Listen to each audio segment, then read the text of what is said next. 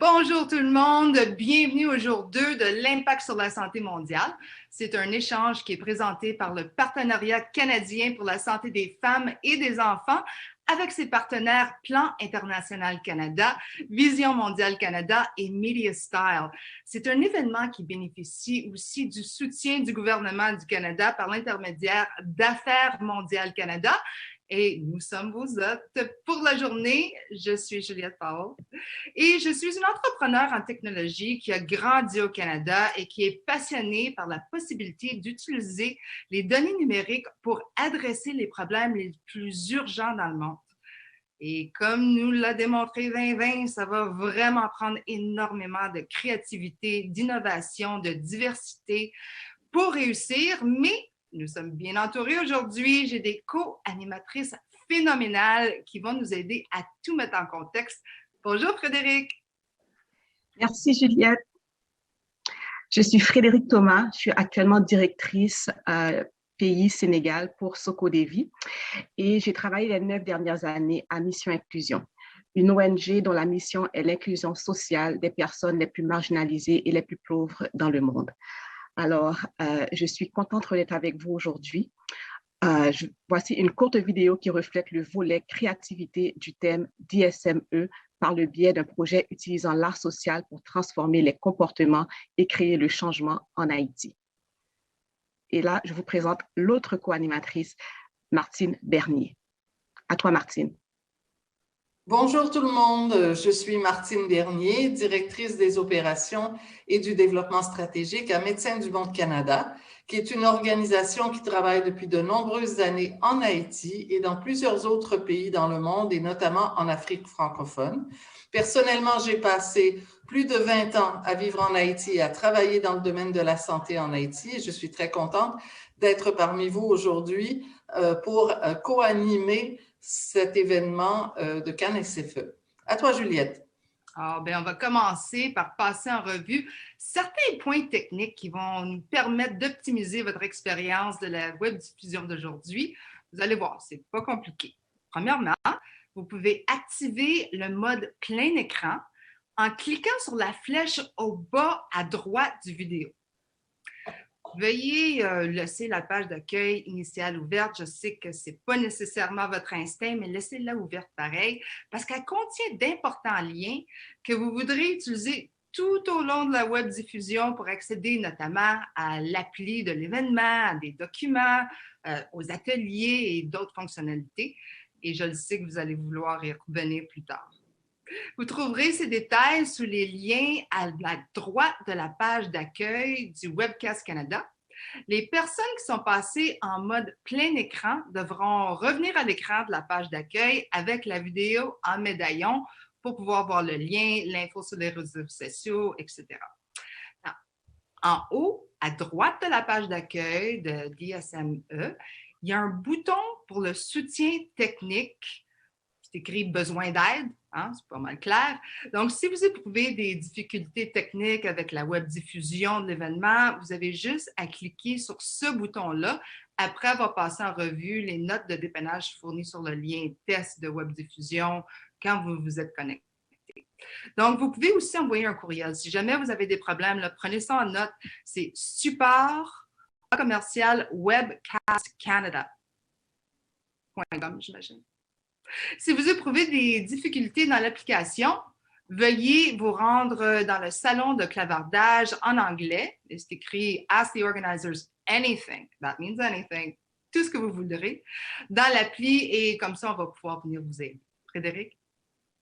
Oui, merci Juliette. Alors, l'appli de l'événement va nous permettre de rester connectés les uns aux autres avec les conférenciers également et les conférencières, avec les autres intervenantes et intervenants et avec les participantes et participants tout au long de la journée. Quand vous utilisez l'appli, vous accumulez des points qui vous donneront la chance de remporter de magnifiques cadeaux. On a des surprises pour vous. En plus du salon de clavardage ou le babillard général, où vous pouvez vous connecter et publier vos commentaires et réflexions pendant la diffusion, il y a 14 communautés de réseautage sur un éventail de sujets liés à la santé mondiale et au développement. N'hésitez pas à vous y connecter pour échanger avec des collègues aux intérêts similaires aux vôtres ou avec n'importe qui, à n'importe quel moment ou durant les pauses réseautage qui auront lieu vers 13 heures et vers 14h30 aujourd'hui. Alors, rappelez-vous, 13h et 14h30. Vous pouvez vous joindre à nous dans l'appli si vous ne l'avez pas déjà fait par la page principale. Vous pouvez le faire sur votre ordinateur ou en téléchargeant l'application mobile, ce que nous vous recommandons de façon importante. Alors, utilisez l'adresse courriel que vous avez employée pour vous inscrire à ISME et entrez le code IMPACT 2021. Je répète, IMPACT 2021. À toi, Martine.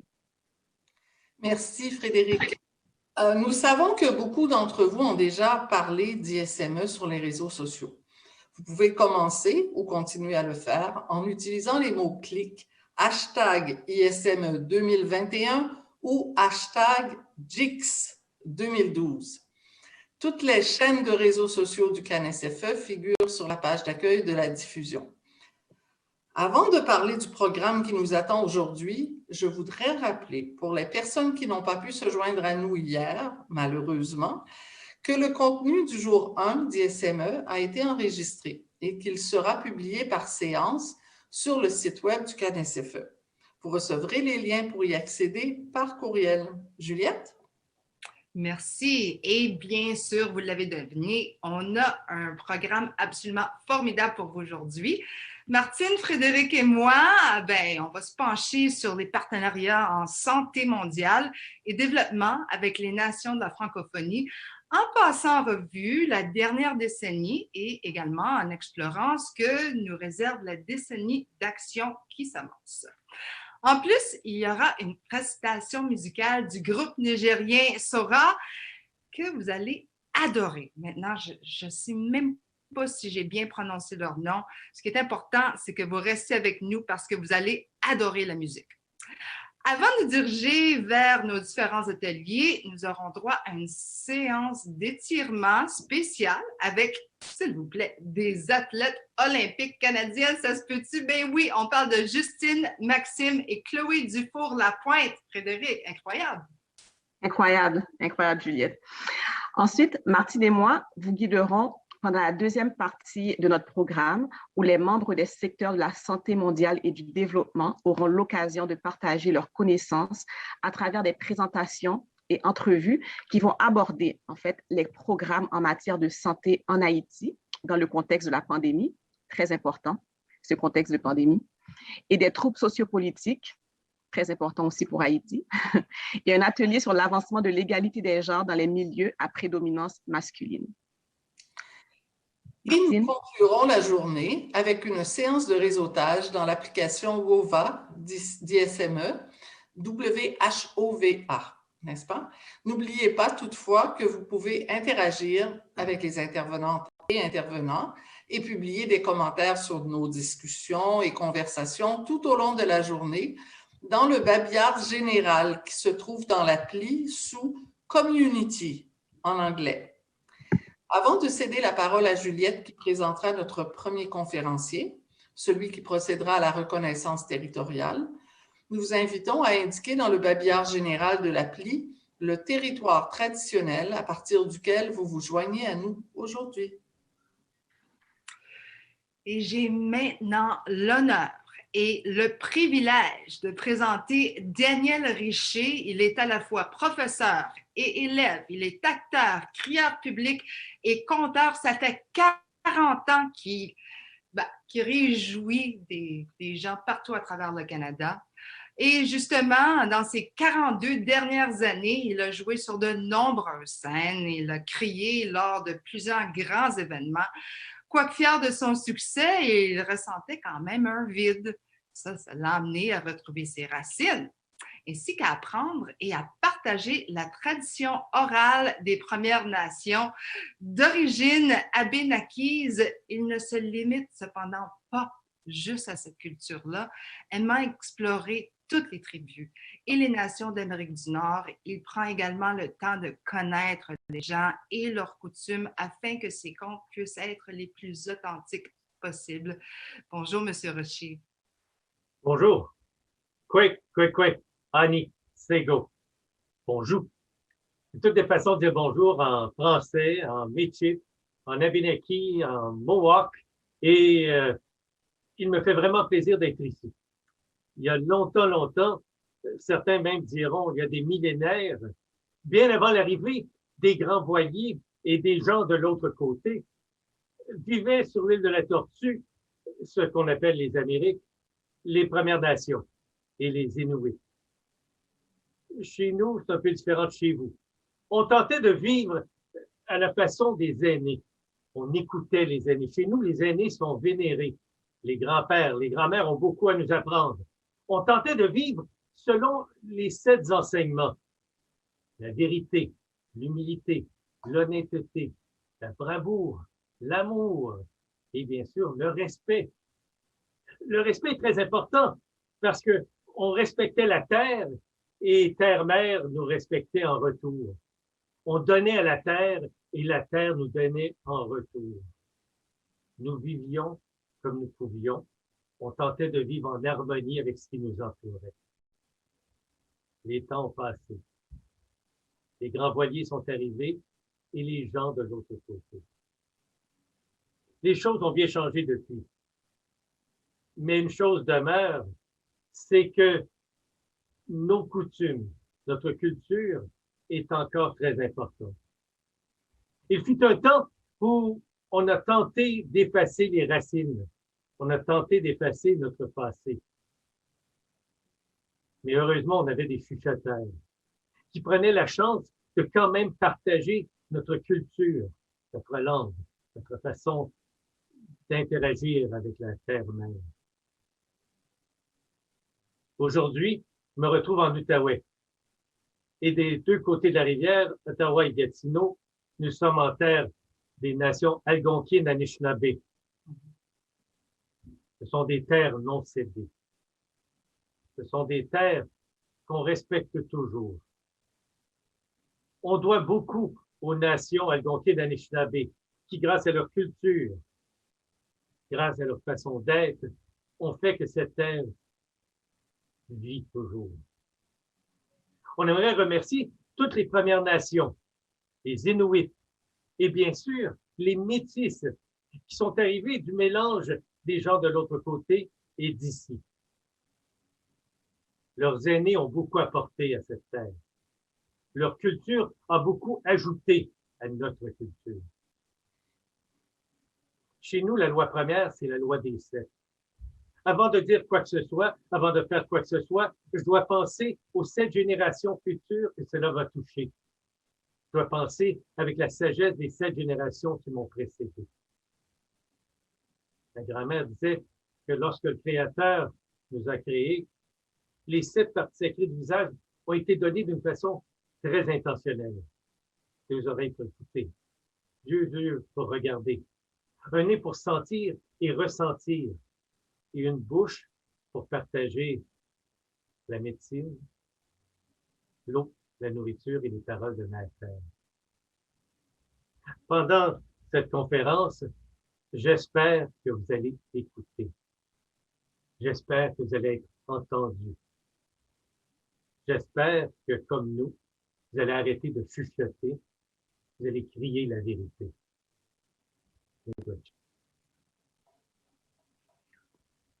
Oh, c'est beau. Merci, Monsieur Richer. Vous m'avez touché le cœur et je pense que c'est exactement ce qu'on avait besoin de se rappeler pour mieux commencer cette conversation-là, parce que je pense que souvent dans le monde moderne dans lequel on vit, on oublie les 7 générations à venir. Donc, ça veut dire qu'il ne faut pas juste penser à court terme, il faut penser à long terme, de l'implication, de tout ce qu'on fait. Et honnêtement, sur le thème de la créativité, de la diversité, de l'innovation, j'ai vraiment l'impression que tout est possible en pensant à long terme. Souvent, les gens comme moi, ben, on est épris de technologie, vous le savez, et on pense que c'est tout ce que ça prend, mais c'est faux. Ça prend du cœur, ça prend tout ce que M. Richer a bien venu partager avec nous, et ça prend des gens qui travaillent et qui travaillent et qui travaillent que peu importe ce qui arrive dans le monde, sont prêts à faire ce qu'il faut pour faire avancer les choses. J'ai le plaisir d'avoir 2 co-animatrices, justement, qui font exactement ça. Donc, on va commencer une petite table ronde avec Frédéric et Martine. Et je commence une question qui est loin d'être simple, mais en même temps, il faut commencer à quelque part. Hein? Donc, pouvez-vous nous parler de votre expérience en Haïti, des évolutions, des investissements? Il y a tellement de... Ben écoutez, on sait qu'à travers les années, il y a eu énormément de changements en Haïti. Ça prend énormément d'argent et c'est pas nécessairement évident de savoir quand on est à l'extérieur qu'est-ce qui se passe vraiment. Donc, pouvez-vous nous parler du succès en Haïti grâce au leadership canadien? Martine, vous étiez, pouvez-vous nous en parler plus? Merci Juliette. Comme je l'ai dit dans ma présentation au départ, j'ai travaillé plus de 20 ans en Haïti, donc des projets de l'investissement canadien, j'en ai vu plusieurs. Tout d'abord, une première époque que j'ai connue, c'est celle de l'investissement sur les questions de VIH-Sida, parce que c'était une question très importante dans les années 90 particulièrement. Et je dois dire que le Canada, avec les autres acteurs qui étaient là, ont contribué à un succès en Haïti parce que le taux de séropositivité n'a pas augmenté en Haïti comme on le craignait, il a même diminué. Et ça, c'est très, très important dans un pays comme Haïti. Ce n'est pas terminé, mais quand même, ça veut dire que c'est une bataille qui a été menée par tout le monde et sur laquelle on a vraiment eu des résultats très, très, très positifs qui sont reconnus mondialement. La deuxième phase qu'on a connue, c'est tous les investissements liés aux engagements de Muskoka, où le Canada était un leader important. Donc, on parle plutôt de la phase 2010-2017, Muskoka étant tout ce qui était des engagements envers la santé maternelle et infantile pour pouvoir en arriver à réduire les taux de mortalité des mères, des femmes enceintes et des enfants de moins de 5 ans. Et on est actuellement dans une phase plus d'investissement sur les questions de santé sexuelle et reproductive, ce qu'on appelle dans notre langage de SDSR, mais c'est une phase importante qui met l'accent sur les droits des femmes au niveau de leur santé sexuelle et reproductive. Peut-être Frédéric voudrait ajouter là-dessus. Oui, merci Martine. Alors, comme Martine le disait, dans les années 2010-2017, ça a été tout l'investissement pour la santé maternelle et infantile. Et je dois rappeler qu'en 2010, arrivait le tremblement de terre en Haïti et donc beaucoup d'efforts qui avaient été faits et d'investissements en santé se sont retrouvés un peu fragilisés par le tremblement de terre, par l'investissement qui devait se faire autre que dans la santé. On s'entend que en Haïti, la santé peut être un luxe parce que c'est un service qui est payant. Donc, les gens vont aller normalement dans les services de santé comme dernier recours. Ce n'est pas culturel nécessairement de fréquenter aussi les institutions de santé. Donc, je parlerai plus précisément d'un projet avec Mission Inclusion, l'organisation. Quand je fais ma présentation et mon introduction, j'ai dit que j'ai passé les 9 dernières années à Mission Inclusion. Donc, nous, on a mis sur pied un projet qui a commencé en 2015 dans la région de Léogâne, qui était vraiment l'épicentre du tremblement de terre de 2010. Et 5 ans plus tard, les taux de mortalité maternelle, les taux de mortalité infantile étaient astronomiques. Alors, on parle de taux qui sont 50 fois plus élevés qu'au Canada. Au niveau de la mortalité maternelle, on parle de 8 fois plus élevés qu'au Canada. Donc, ce sont vraiment des chiffres inimaginables. Et donc, l'objectif du projet, c'est vraiment non seulement de sensibiliser la population à aller fréquenter les services de santé, et donc augmenter l'utilisation de la population pour les services de santé, surtout les femmes, de sortir un peu et puis de cette culture, donc nos grands-parents ont accouché à la maison, nos parents ont accouché à la maison, donc pourquoi nous, on irait fréquenter les services de santé alors que souvent, on a des grossesses qui sont compliquées. Donc, il faut avoir recours à des services de santé de qualité. Le deuxième aspect était vraiment, en fait, d'hausser la qualité des services qui sont offerts et aussi la disponibilité des services qui sont offerts. Donc, les services de santé en Haïti, après le passage du tremblement de terre et de beaucoup d'organisations qui donnaient des services de santé gratuits, ont fragilisé le secteur de la santé en Haïti. Donc, c'était de travailler à accompagner les services de santé pour pouvoir offrir des services de qualité et la disponibilité aussi de ces services-là. Et le troisième était vraiment l'accompagnement aussi de tout ce qui sont les services décentralisés du ministère de la Santé pour coordonner les services de santé dans le secteur et dans la commune. Donc, le projet a commencé en 2015 et il est toujours en cours jusqu'à présent et on voit les résultats sont phénoménaux. Les gens vraiment vont mieux fréquenter, les taux de mortalité maternelle et infantile baissent dans la région et c'est vraiment très encourageant parce que en Haïti, il y a beaucoup de remous, il y a beaucoup de secousses sociopolitiques, sanitaires, environnementales, mais quand on voit des résultats comme ça, ce sont des résultats qui donnent espoir pour le futur. Et j'ajouterais peut-être, si tu permets, une des leçons qu'on a tirées, nous, de notre intervention à Médecins du Monde dans les régions, par exemple, des départements du Nord-Ouest et également dans la zone de Cité-Soleil, qui est un bidonville au niveau de la capitale. Et c'est vraiment l'importance de l'approche communautaire de base. C'est vraiment d'être près des populations, d'être près des femmes avec lesquelles on veut travailler. Et c'est ce rapprochement qu'on a réussi à faire qui font en sorte que les femmes commencent à avoir un peu plus de confiance dans les services de santé et qu'on commence à pouvoir les ramener géographiquement un peu plus près des institutions de santé par différents moyens et par aussi des approches communautaires avec des agents de santé qui organisent des postes de rassemblement. Le travail avec aussi les matrones, les accoucheuses traditionnelles là-bas, qui est absolument essentiel parce qu'elles font partie du portrait. Les femmes accouchent en grande majorité avec ces accoucheuses traditionnelles, ces matrones, mais elles ne viennent pas au centre de santé. Donc, il faut pouvoir créer cette relation de confiance entre les matrones et les centres de santé et pour pouvoir ramener les femmes qu'elles accouchent dans des environnements plus sécuritaires. Et ça, c'est vraiment une des leçons qu'on tire et qui est absolument essentielle. Les femmes sont vraiment au cœur de ce que vous faites, mais également, je pense, les femmes font partie intégrante de la solution, ou du moins, c'est mon impression. Donc, c'est vous les experts. Pouvez-vous nous parler de l'approche féministe au sein du développement international? Il me semble que le Canada a vraiment mis le doigt sur quelque chose d'important, dans le sens que le Canada est un chef de file en matière d'approche féministe. Pouvez-vous nous en dire un petit peu plus, Frédéric?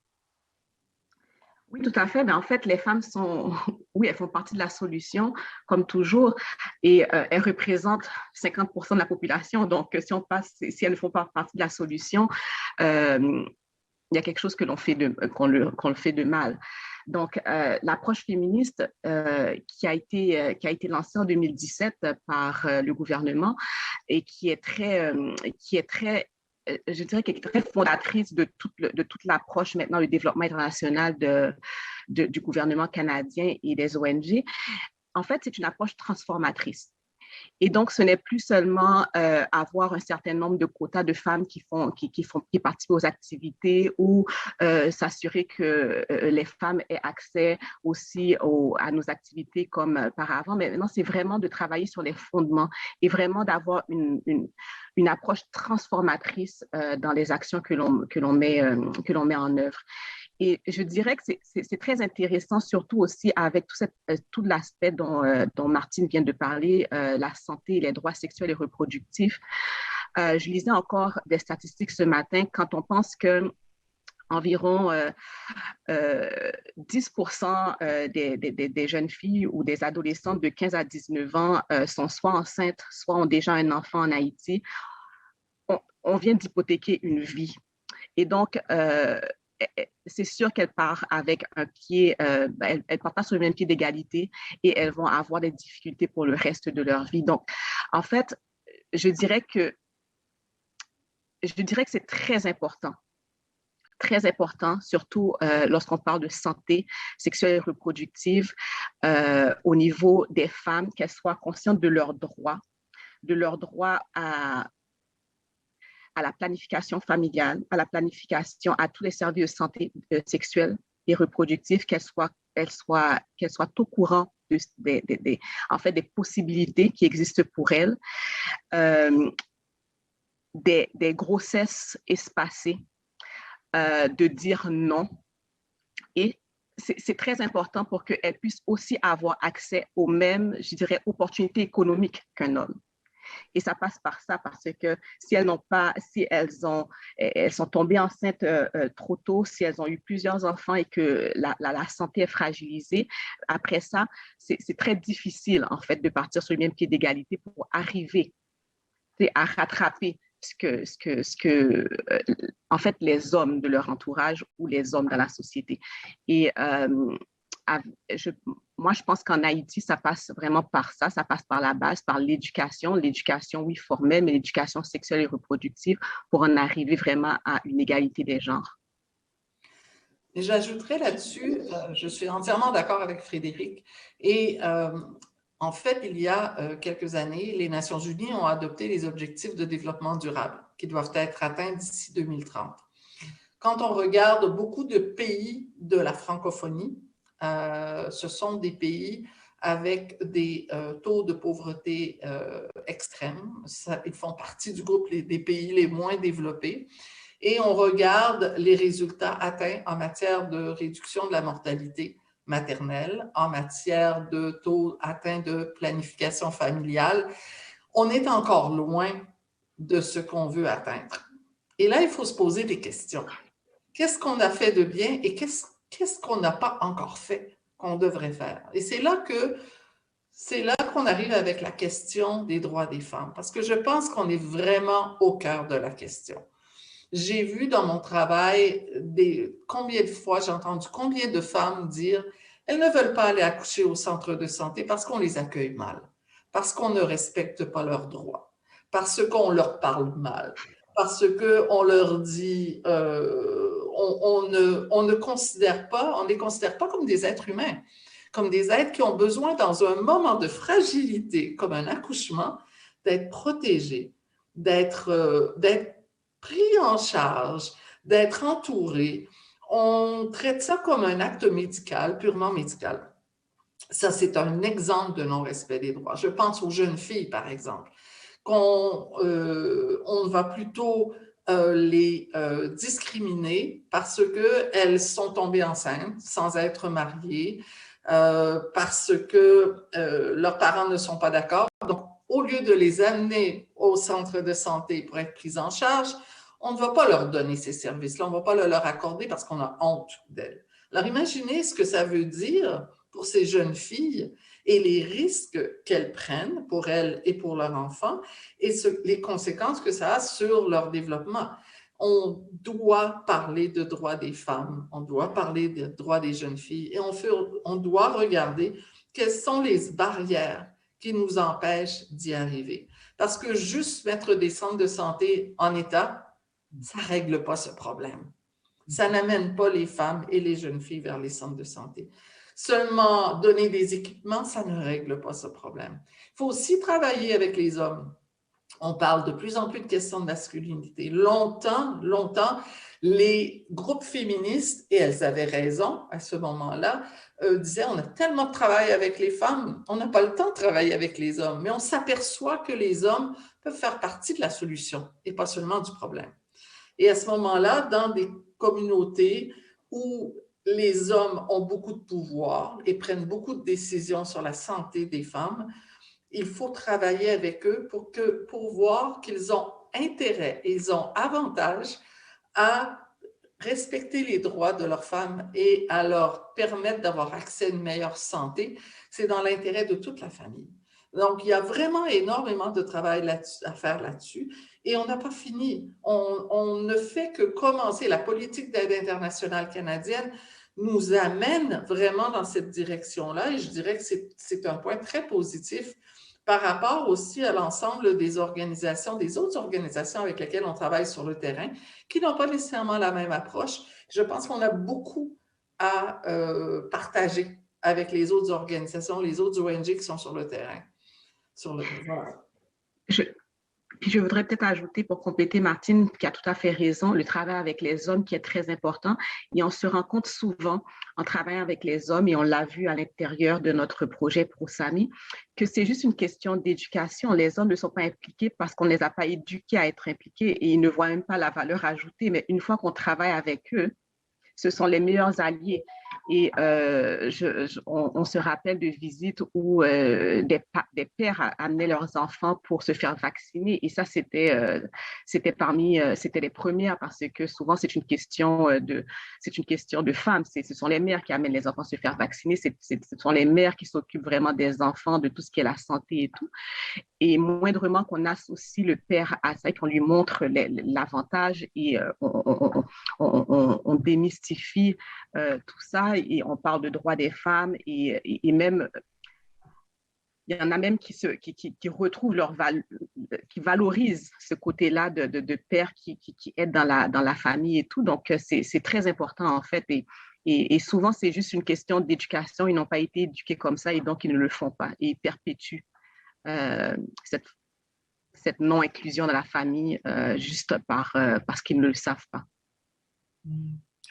C'est fascinant de vous écouter, mesdames, parce que honnêtement, j'habite dans un pays de G8 et j'entends encore des femmes ici qui ont ces mêmes problèmes et j'ai l'impression que le lien, le fil conducteur, c'est vraiment c'est un manque d'éducation, mais c'est aussi le côté socio-économique. Ceux qui sont en bas de l'échelle sont souvent obligés de suivre la tradition et c'est engrainé dans la culture. Donc, vous avez un impact pas juste sur la santé des femmes, sur l'économie, mais également sur la culture. Et c'est du travail incroyable, ça. Écoutez, je sais qu'on n'a pas beaucoup de temps, mais on ne pourrait pas avoir cette conversation-là sans aborder aujourd'hui les conséquences de la pandémie de COVID-19. L'impact sur l'économie, bien sûr, est énorme partout à travers le monde. Au sein des communautés, on a entendu aussi des fausses informations qui circulent sur le virus. Ça, c'est peu importe où on habite. Maintenant, quel est l'impact sur la santé et sur les indicateurs de santé mondiale? Pouvez-vous nous parler particulièrement de l'impact sur la sécurité alimentaire et de la malnutrition, Martine? Est-ce que vous êtes à l'aise? On peut parler, oui, d'impact de la COVID important sur ce qui se passe actuellement et sur la santé des femmes et des enfants dans les pays où on travaille. Même si dans les pays où on travaille, la COVID n'est pas apparue comme une problématique de santé aussi aiguë que dans les pays du G8, comme vous le dites si bien, parce qu'il y a des cas de COVID, mais il y a beaucoup moins de mortalité dans des pays comme Haïti, Burkina Faso, le Sénégal ou d'autres où on travaille. Ça demeure que les rumeurs qui ont circulé autour de cette épidémie ont fait en sorte que beaucoup de femmes ne sont pas venues pour leur consultation prénatale, ne sont pas venues pour prendre la méthode de planning familial parce qu'elles pensaient que c'est dans les hôpitaux, dans les centres de santé qu'elles vont attraper cette fameuse maladie qui s'appelle la COVID. Et on a vu au cours des derniers mois les taux de fréquentation des institutions diminuer énormément. On a vraiment vu une chute. Et ça, c'est dramatique. C'est dramatique comme impact sur les femmes et sur les enfants. Ça va à l'encontre du travail qu'on mène depuis tant d'années. Donc, ça a été extrêmement difficile pour nous de constater ça. Et là, on a un travail à faire énorme de sensibilisation, d'information pour expliquer aux gens que ce n'est pas dans les hôpitaux où est-ce qu'on vraiment on attrape la COVID. et quelles sont les conséquences. Donc, ça, c'est un des premiers impacts qu'on a. On a un impact également sur, justement, sur les questions de nutrition. Un enfant qui a un problème de malnutrition, s'il n'est pas dépisté à temps, il peut en mourir évidemment, et s'il n'est pas pris en charge. Donc, si les mères n'osent pas venir au centre de santé pour le faire soigner, on a un impact encore sur la mortalité des enfants. Donc, dans ce sens-là, ça nous oblige à faire un gros travail de désinformation auprès des populations pour ramener pour les sensibiliser vraiment sur les moyens de prévention et de protection et ce qu'est la COVID réellement. Donc, on a aussi dû faire tout un travail en termes d'hygiène et en termes de mesures de protection dans les centres de santé. Évidemment, la COVID, c'est une maladie à transmission, comme en Haïti, il y a eu le choléra, par exemple. Il y a déjà des mesures d'hygiène et de prévention qui ont été mises en place. Et ce qu'on est en train de faire, c'est d'essayer d'institutionnaliser davantage toutes ces mesures d'hygiène et de prévention dans les institutions de santé, parce qu'il y aura une autre crise sanitaire par la suite. Il y aura une autre maladie qui sera transmissible et qu'il faudra protéger les populations par rapport à et en utilisant ces mesures de protection. Donc, on doit institutionnaliser ce travail-là et c'est quelque chose qu'on est en train de faire, mais quelque chose qui fait partie aussi de notre quotidien. Les questions d'hygiène, les questions environnementales, ce sont des questions qui sont au cœur du travail que l'on fait dans les centres de santé puis avec les populations. Vraiment. Merci, Martine. Oui. Frédéric, oui. Oui, non, j'ajouterais en fait parce que, bon, bien sûr, la COVID a frappé dans les pays, en fait, a frappé tous les pays sur la planète, mais bon, tous les pays ne partaient pas sur le même pied d'égalité. Et encore ici, on parlait de mesures sanitaires où on demandait la distanciation sociale. On a eu la téléconsultation lorsqu'on avait besoin de visite médicale. Donc, on a pu, ici au Canada, on a pu se retourner. Puis, je ne dis pas qu'il n'y a pas eu d'impact. L'impact a été aussi gros ici.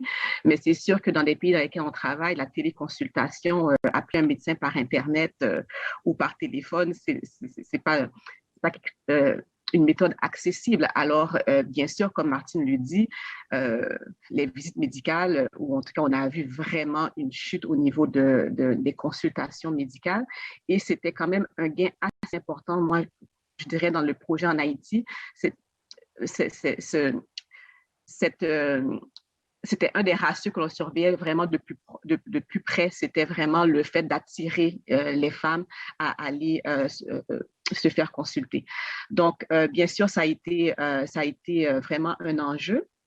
Ce que je dirais aussi, c'est que la pandémie de COVID-19 a touché les femmes de façon beaucoup plus forte.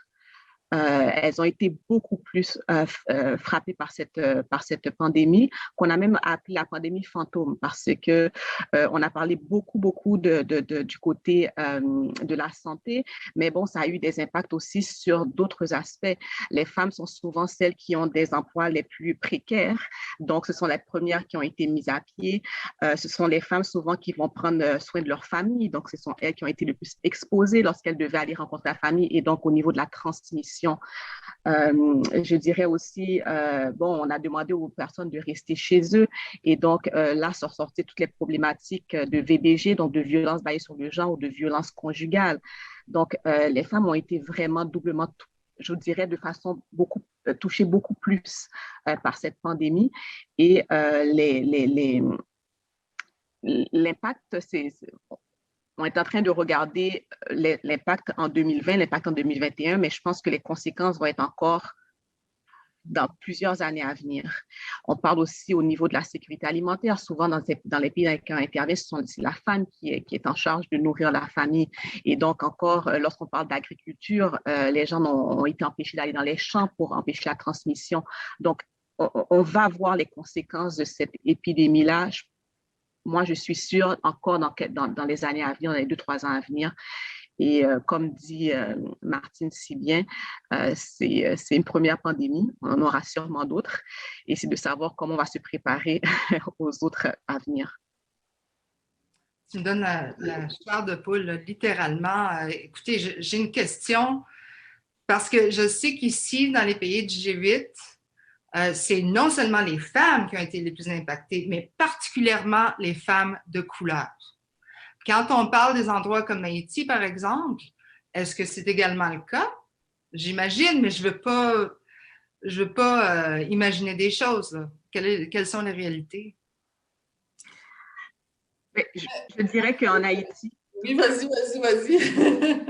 Non, je dirais qu'en Haïti, bon, on parlera peut-être pas de femmes de couleur, mais on va parler des villes versus sûrement les milieux ruraux.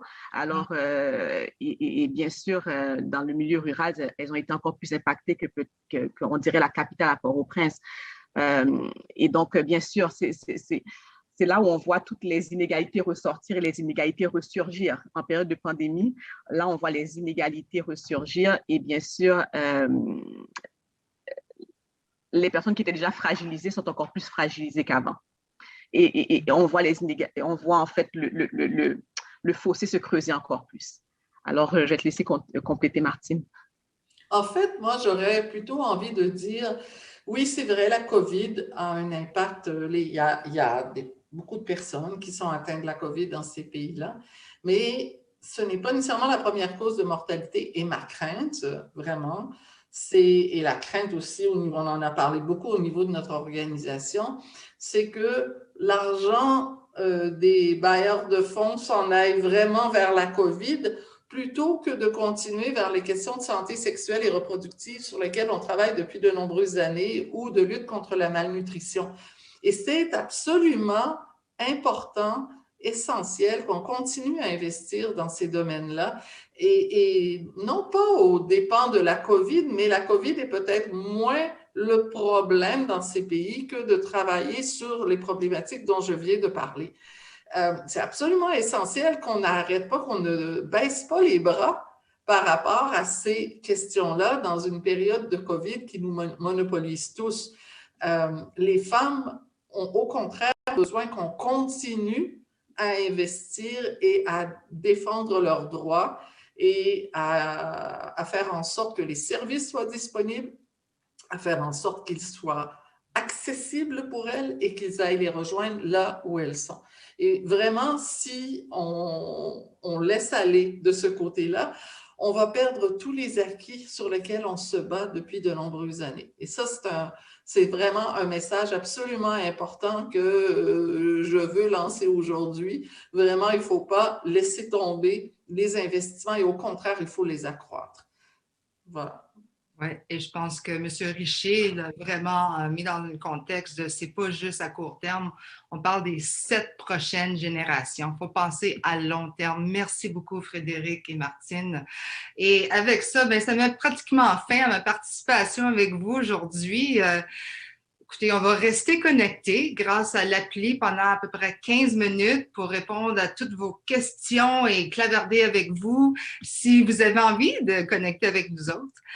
Mais avant, on va vous présenter une prestation musicale. Je sais que je vous avais fait la promesse plus tôt, mais là, c'est la réalité où vous êtes restés avec nous. Et ça a tellement été une belle conversation. Merci beaucoup à mes co-animatrices. Et donc, on va en profiter toutes les trois à vraiment rester là pour apprécier le groupe nigérien Soga qui sera suivi par la suite, comme je vous l'ai dit tout à l'heure, pour ceux et celles qui sont fans peut-être et ceux et celles qui ne connaissent pas, ben on a des gens ici qui vont nous aider à se dégourdir et ça donne justement que c'est des athlètes olympiques canadiennes. Donc, on va avoir droit à une session d'étirements qui sont animées par les sœurs du Four La Pointe. Et pendant la courte pause, ben n'hésitez pas à changer de pièce, allez vous dégourdir, allez vous chercher un café ou peut-être même une collation et prenez quelques minutes pour réseauter dans l'application. À bientôt. Merci Juliette. Alors Martine et moi, on va être de retour tout de suite après la pause pour vous donner des instructions détaillées afin que vous puissiez accéder sans problème aux 2 ateliers qui vont suivre. Donc, au sujet de la prestation à laquelle vous allez bientôt assister, vous pouvez trouver un profil du groupe ainsi que les paroles de leurs chansons en français et en anglais sur le site web de CanFSE ou CanWash en cliquant sur le lien à droite sur la page d'accueil de l'événement. Alors maintenant, je vais vous présenter le groupe Soga qui a été créé en 2004. C'est un groupe de musique néo-traditionnelle, c'est-à-dire qu'il associe des instruments modernes et traditionnels. Soga signifie beauté en zarma, une des langues du Niger. J'apprends quelque chose aujourd'hui. Le groupe est composé de 10 membres, 5 instrumentistes, 3 chanteuses et 2 danseuses que vous remarquerez en blanc sur l'une des photos. Les instruments traditionnels utilisés sont le kalangu, qui est un tambour, le kuntigui, une lutte monocorde, la calebasse, une guitare basse et une guitare solo. Soga a réalisé déjà 2 albums enregistrés sous la direction artistique du maestro Bonkana Maïga du Mali et plusieurs singles. Le répertoire du groupe est surtout composé de chansons sur la paix, le bien-être de la femme et d'autres tirées du folklore nigérien. Le groupe a pour principal objectif de promouvoir la chanson féminine au Niger. De mon côté, j'ai le plaisir de pouvoir vous présenter les Sœurs Dufour-Lapointe, qui sont des athlètes olympiques canadiennes réputées pour leurs accomplissements en ski acrobatique. Justine Dufour-Lapointe est une skieuse acrobatique canadienne, championne olympique dans l'épreuve de bosse à Sochi en 2014 et médaillée d'argent en 2018 à Pyeongchang. Chloé Dufour-Lapointe a été couronnée championne du monde de ski acrobatique de la FIS en 2013, après avoir remporté l'or au boss en parallèle au championnat du monde. Elle avait remporté la médaille d'argent au championnat du monde de ski acrobatique de la FIS en 2011 et avait terminé au 5e rang aux Jeux olympiques de Vancouver en 2010. Elle a remporté la médaille d'argent aux Jeux olympiques de Sochi en 2014. Quant à Maxime Dufour-Lapointe, elle a également participé aux Jeux olympiques d'hiver de 2014 dans l'épreuve des bosses. Les 3 sœurs étaient le 3e trio de sœurs à concourir à la même épreuve individuelle de l'histoire des Jeux d'hiver.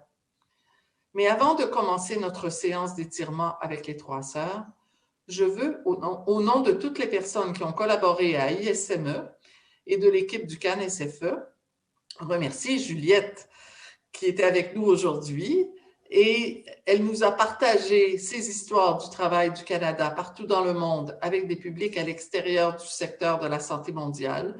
Nous la remercions de nous avoir aidés à établir de nouvelles relations aujourd'hui. Merci Juliette. Merci Juliette.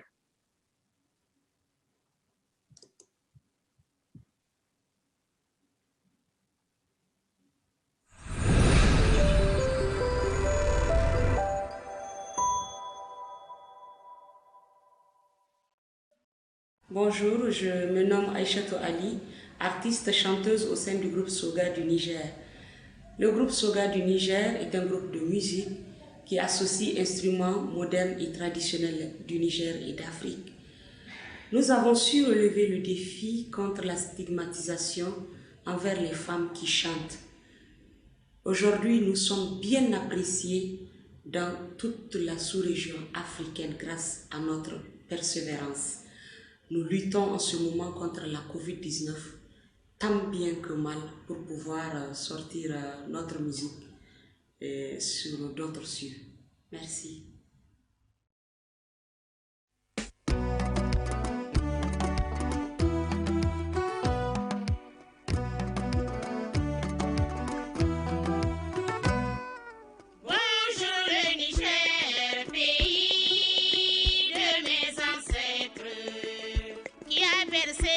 Le talent des royaumes et des empires qui déploie son immensité, d'est en ouest, du Songhai au massif d'Afafi, du sud au nord, du Damagaram aux zones des dunes, des raies et des ergues. Réjouissons-nous.